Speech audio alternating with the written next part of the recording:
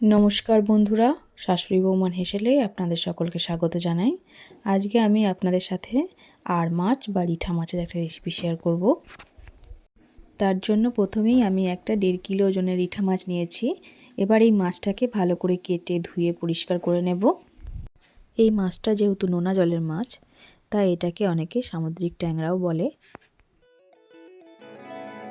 এবার ধুয়ে রাখা মাছগুলোর ওপর নুন আর হলুদ ভালো করে মিশিয়ে মাছগুলোকে ভেজে নেব। মাছ ভাজা আমাদের কমপ্লিট হয়ে গেছে। এবার ওই মাছ ভাজার তেলের মধ্যেই আমরা পেঁয়াজ কুচি দিয়ে দেব।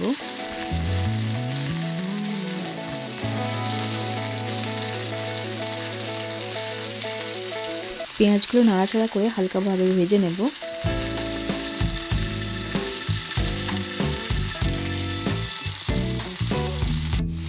পেঁয়াজটা হালকা লালচে হয়ে গেলে এর উপর চেরা কাঁচা লঙ্কা আর টমেটো কুচি অ্যাড করব।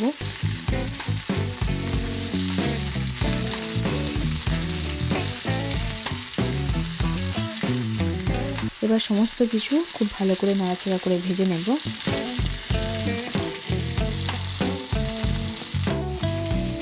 পেঁয়াজ টমেটোটা হালকা ভাজা হয়ে গেলে এবার আমরা মশলাগুলো অ্যাড করে দেব। এক এক করে হলুদ গুঁড়ো, জিরে গুঁড়ো, ধনে গুঁড়ো আর লঙ্কা গুঁড়ো দিয়ে দেবো।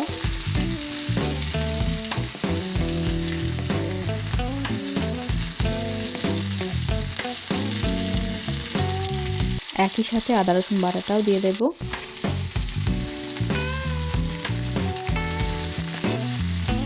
এবার সমস্ত মশলাগুলোকে খুব ভালো মতো করে কষিয়ে নেব।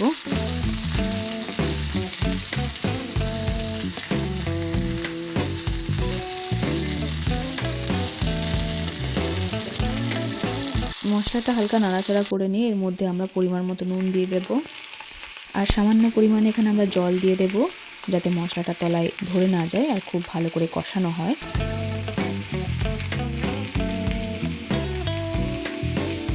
মশলাটাকে ততক্ষণ পর্যন্ত কষাতে হবে যতক্ষণ না মশলা থেকে তেল ছাড়ে।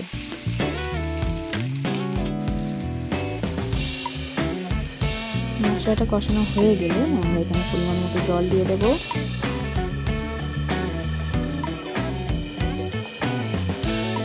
ঝোল ফুটে উঠলে এখানে আমরা ভেজে রাখা রিঠা মাছগুলো দিয়ে দেব।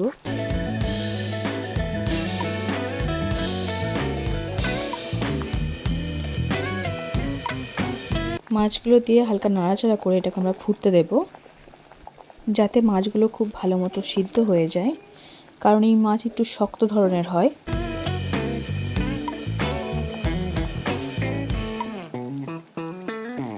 ঝোলটা শুকিয়ে গ্রেভি হয়ে আসলে ধনেপাতা কুচি অ্যাড করে দেব, দিয়ে আরও 2-3 মিনিট ফুটিয়ে নামিয়ে নেব।